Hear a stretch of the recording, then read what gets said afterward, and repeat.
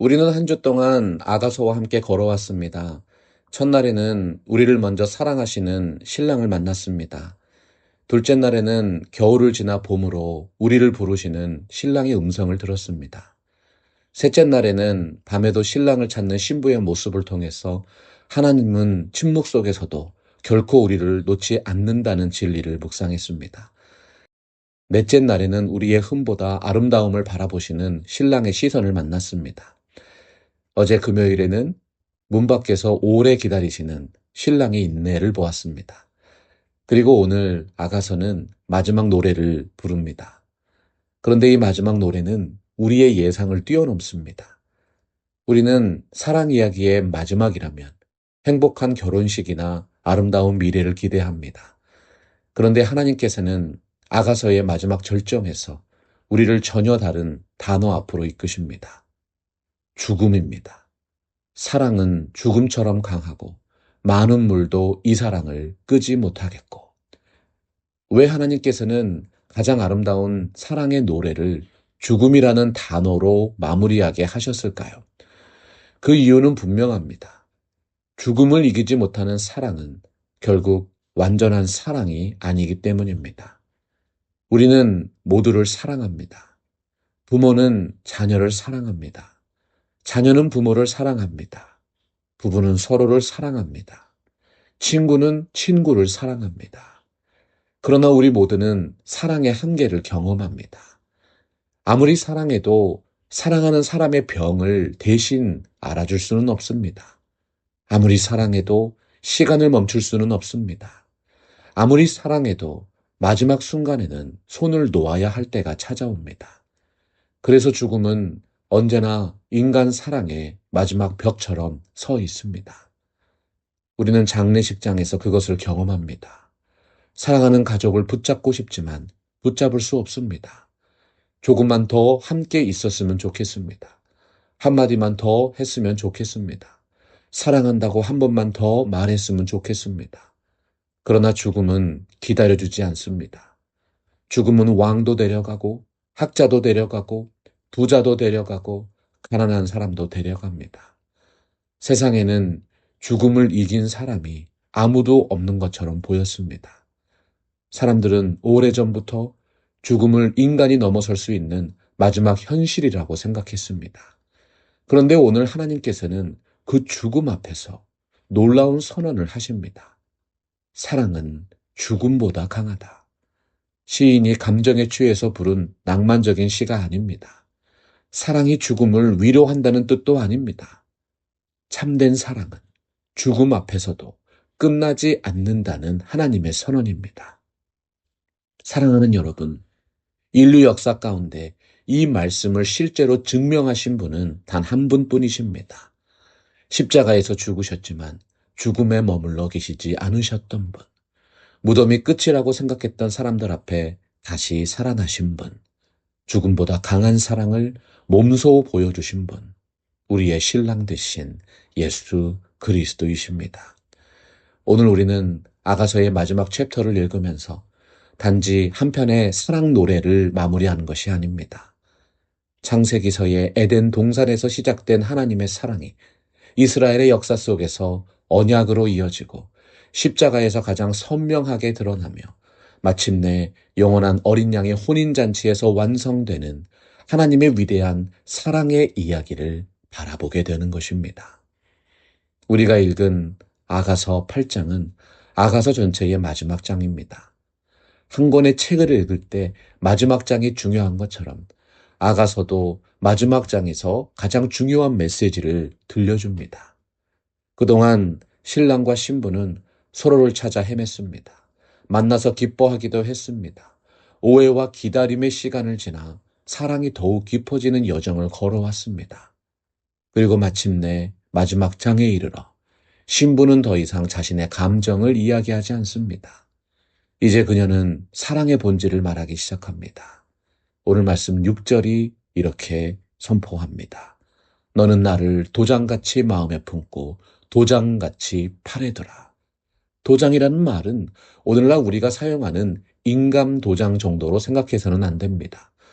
고대 이스라엘에서 도장은 자신의 신분과 권위, 소유를 나타내는 가장 중요한 표식이었습니다. 왕은 인장 반지를 가지고 있었습니다. 중요한 문서에는 반드시 왕의 인장이 찍혔습니다. 그 인장이 찍히는 순간 누구도 그 문서를 함부로 바꿀 수 없습니다. 변하지 않는 권위의 표시이고 언약의 표시입니다. 신부는 신랑에게 말합니다.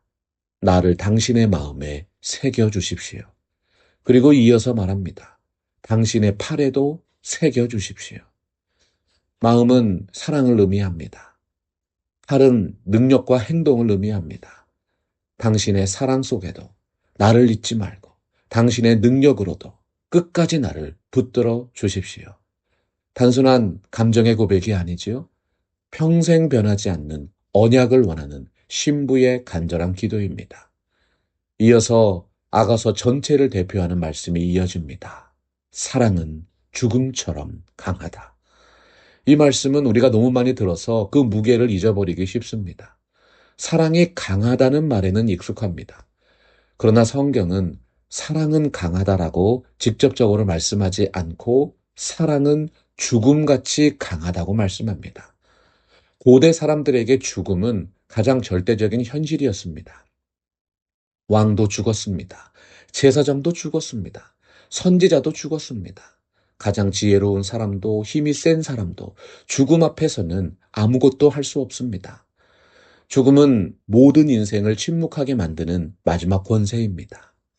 성경은 그 죽음을 기준으로 사랑을 설명하고 있는 것입니다. 하나님의 사랑은 결코 흔들리지 않는 사랑이다. 이어지는 말씀은 더욱 놀랍습니다. 질투는 수올같이 잔인하며. 질투는 우리가 생각하는 인간적인 시기심이 아니지요. 언약을 끝까지 지키려는 사랑의 열정입니다.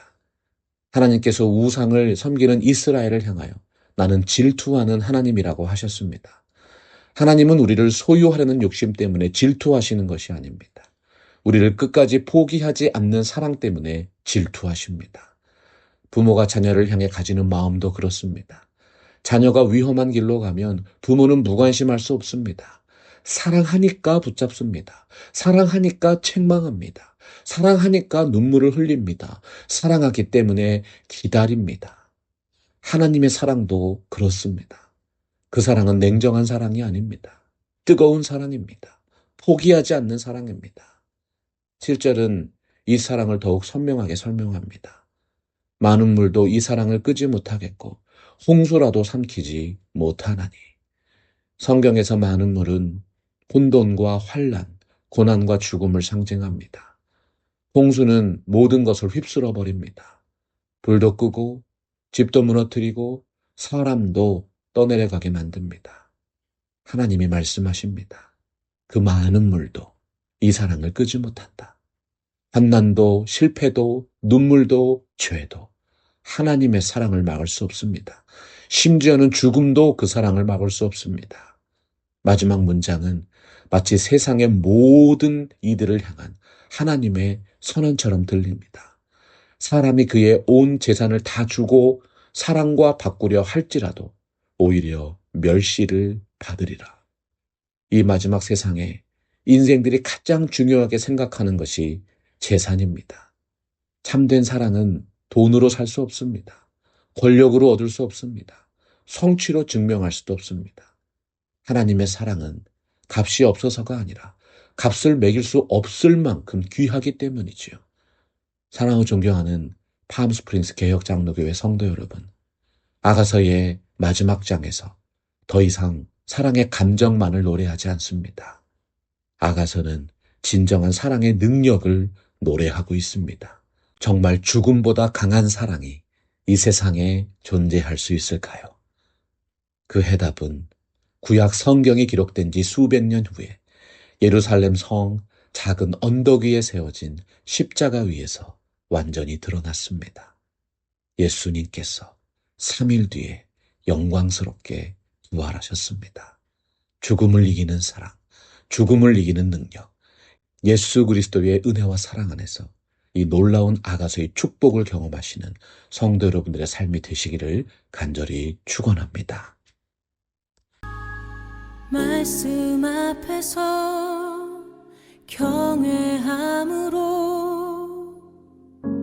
주께 홀로 섭니다.